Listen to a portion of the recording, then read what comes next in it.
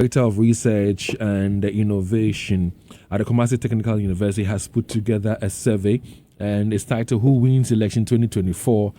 And he says it's evidence from science and data that is based on the findings. And what does the findings say? Yes, David. So this is a much anticipated study by Professor Sarpong of the KSTU. You know, the MPP has started him as the one they believe in when it comes to polls. So they were really expecting it. I got to know he was out during the poll yesterday at a Rata Hotel in Accra. And basically, the general summary is this, that he believes Dr. Bawumia is leading 49.1%, followed by John Dramani Mahama 45.8%, Alan Kwadwo Chematen of 1.2%. Not followed by Ched, actually. Yeah, okay, so in that place, Cheddar is 2.2%, the Nalan Kwadwo Chematen 1.2%, and others is 1.7%. And he estimates a voter turnout of 81.4%.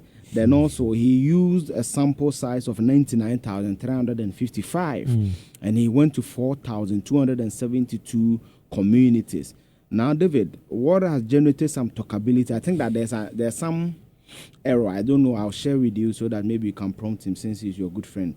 When you look at some of the calculations he did and the wording, it doesn't really make reading sense, if I can put it that way. For example? For example, I'll come back to that. But when you go to the 16 regions, per his projection, the MPP will win the Ahafo region, they will win the Ashanti region, they will win the Bunu region, they will win the Central region, they almost are par with NDC. They will win the Eastern region, they will win the Northeast region, they will win. So these regions, per the graph I'm seeing. So how many regions in all? So the MPP is winning, according to him, they are winning Ahafo, Ashanti, Bunu, Central, Eastern, Northeast, and Western. So that seven. makes it 1, 2, 3, 4, 5, 6, 7. Yeah. 7. And David is not surprised because in 2020, the MPP actually won 7 and the NDC won 9 regions. And I've always said that it's not the number of regions you won, it's the volumes of votes. Now, the Ashanti region, he's predicting that when you take the Ashanti region, isolate the Ashanti region, the MPP will get 75.9%. In 2016, the Akufo-Addo got 79.5. In the last election, got about 72%. And the NDC will get 22.1%. All right, but we know, forgive me, but we know that the NDC says they're targeting what, 32% in the Ashanti region. MPP says they're targeting 85%. And per this survey is 75-22. Per this survey, if the Ashanti region records even an average turnout of 8%, it's a foregone conclusion. The MPP will win the elections. Okay. But I do not think the NDC will do less than 22.1% in Ashanti. It's not possible. When you look at the historical data from 1996, for example, the NDC's performance in Ashanti region doesn't tell any picture. Even when they are losing elections, doesn't tell a picture that they will get 22%. The NDC will do more than 26% in my view. Well, they're targeting 32%. Also, actually. Another interesting thing is that people are saying that because Bawumia is on the ticket, right, in the Ashanti region, and he's getting the same, because the highest the MPP have gotten in history was not even to Kufuor, it was to Akufo-Addo in 2016. Now, because of the peri-urban area, the Zongos and all that, so Bawumia will get it. But they're forgetting that anytime the MPP has gone to a contest, there was a Muslim on the ticket. So Bawumia is not necessarily the face or the first Muslim to be on the MPP ticket, right? Now, another point is that the reason I think the MPP and the NDC will do well is that the numbers follow. The pattern analysis follows. So I think that the NDC, but another critical thing that people should put their mind to is the Greater Accra region. Which, of course, has been a swing region. Until 2020. No, it's always been consistent until 2020. Anytime the Greater Accra region vote for a party, the party tends to win the election, except 2020, where they give John Dramani Mahama victory, but he lost the elections. Now, Bawumia is recording, per Prof. Sarpong's data, the worst performance any MPP candidate has put up in the Greater Accra region. He's predicting 40.5% for them, whilst John Dramani Mahama is pegged with 52.3%. Now, what is instructive to know is that the people of Greater Accra are not voting based on infrastructure.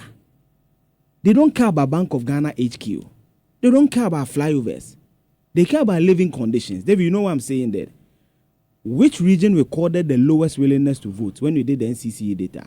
Greater Accra, 70.8, as against the national average of what? 81.8. Prof is giving us a turnout of 81.4. Ashanti region was recording 81.2. So it tells you that the people in Accra think differently from every region. Why is it that only 70.8% want to vote than the national average of 81.8%? Because, David, Accra is the haven for hustlers.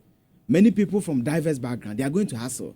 They feel the conditions. David, for example, when you go to Accra, how much do you spend on fuel compared to Kumasi? Everything in Accra is expensive. Exactly. So they feel the conditions more. So the MPP, after everything they've done in Accra, you are getting just 4 out of 10 votes. What did the survey say as to who is likely to win the elections in Accra? Certainly it will be MPP. For Sarpong. Yes, that's the conclusion. That's the conclusion he came to. That's the conclusion. But it also tells you, the dynamic of presenting Greater Accra is that it tells you that, David, as we've always said here, this election is largely about bread and butter. If the bread of the person is not buttered, if the person cannot afford basic living conditions, they may not vote for you because you built a TV school or a STEM school. So it tells you clearly that bread and butter will be a key issue. It also tells you that if the MPP is able to whip up their base in Ashanti region. Yeah, but let's... okay. Yes, Steve. Yeah, I have a question with the analysis Eugene is doing. Good morning. Yeah. So according to Eugene, I mean, based on the research the professor came out with. Sarpong, yeah. Exactly. In Ashanti region, DMB is projected to get close to 76%. Yeah. And I'm wondering, that should be a record, right, for any presidential candidate for that party. Yeah. Then why is he not on course for first touch victory? Because if you get 76% from... So it means that he's not pulling up in the other regions. That's basically it, because if you are getting 76% in Ashanti region and winning the election, it means that you are not pulling up in the other regions. That's basically the leading Eastern region and the other regions as well. I mean, so for example, when you look at, let's do the regional breakdown. So for example, when you look at the regions the MPP is projected to win, for example, the Hafo region is about 60 to 35%. When you go to Ashanti region, it's about 76 to 22%. When you go to Bunu region, look at the Bunu region average. You know, the NDC has closed the gap there. So it's about the margins with which you are. So basically what it means is that the MPP must do well in these 7 regions to reduce the NDC vote. Okay. Then the difference the NDC gets, Ashanti will cancel it. Then the likes of Eastern will show up there. So David, that's how MPP wins election. When you pick the 2020 election, the NDC won 9 regions. Wow. What happened was that when you subtract the vote of MPP from NDC, meaning if NDC win, there will be a plus for them. Ashanti region's difference of 1.1 million cancels everything.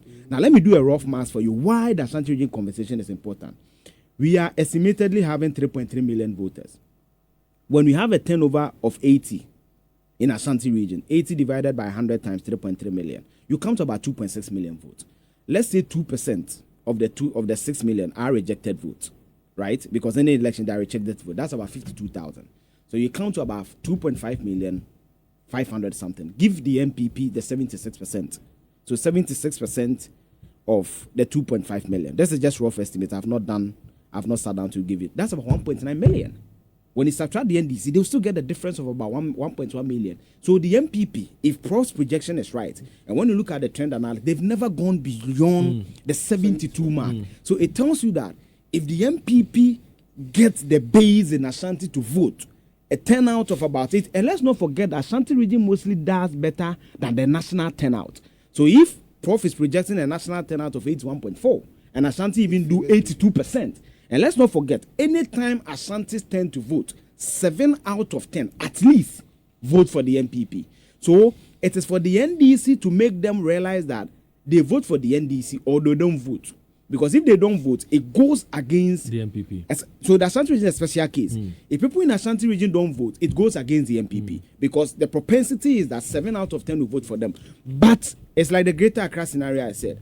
In Greater Accra, because MPP is performing the worst, based on Pro's projection, 50, Mama is doing the best, 52.3. It is for the NDC to give them a reason to go out to vote. Because if they go out to vote, there's a high propensity that they will vote for NDC and not MPP, because the living conditions in Greater Accra is worse compared to the other regions. That's it. All right, and so per Prof's work, there's going to be a runoff. Yeah. I mean, but what I was going to say is that based on, the projections from Ashanti region again, it is not as if the NDC was increasing, right? Yeah. It actually reduced. Yeah, reduced. Yeah, because the last election they did because the last election they did 26%. And David also the parliamentary wise, he predicted the parliamentary. And if you are not careful, we may have an NDC presidency, an MPP, because he's saying that per his projection, when it comes to the parliamentary seat, he's projecting the MPP to get not less than 169 seats, while the MPP will get less than 195. And David, anytime there's a runoff, this is what I'm saying. So, when you look at the 2020 election, today is not the election, but there's a lot of things coming to my mind. There are many seats the NDC won that I think the MPP will flip. Let me give you an example. Even in Ashanti region, Sarpong Plains, the difference was less than 500. If the NDC had presented that gentleman again, they would have lost that seat. Now, there's a lot of gerrymandering. For example, why do you think Muntaka always has issues when there's registration? Subin give MPP about 30,000. If they give, as someone say, they pass them through 5,000, what happens? They still win. Just so Mensia North, Mensia South.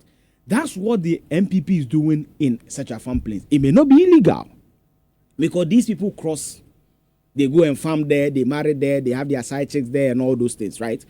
Now, the new candidate the NDC has brought at Sarpong Plains is really on the grounds working. The MPP guy is also a grounds person. Take Niwa Dubiase. The MPP want to take Niwa Dubiase back. Now, let me give you other regions. When you go to the Eastern region, there's a seat called Ayensuano, Honorable Teddy. He won because there were some scuffle issues between the MPP factions and he won. He's popular on TikTok. But per my checks, when you go to the grounds, the MPP stands a chance to take back the seat. Akwetia, Amase, and Neskumi. So, for me personally, I think the MPP will win more parliamentary seats. But what is happening is that, based on 2008, anytime there's a runoff, it favors the opposition. And people are saying that, if MPP win parliamentary, then they can do the campaign that, parliament, no, I don't see a correlation between parliamentary and presidential elections. Central Region told us that. They gave Akufo-Addo a resounding victory in 2020. But when it came to parliamentary, they didn't vote for MPP MPs. Why? People are coming to realize that you cannot use central government achievements as your achievement as a member of parliament. So for me, there's a certain divorce between parliamentary and presidential elections. So David, the 2020 election is very... 2024 election is very close. And my prediction has come true. I use say it independently.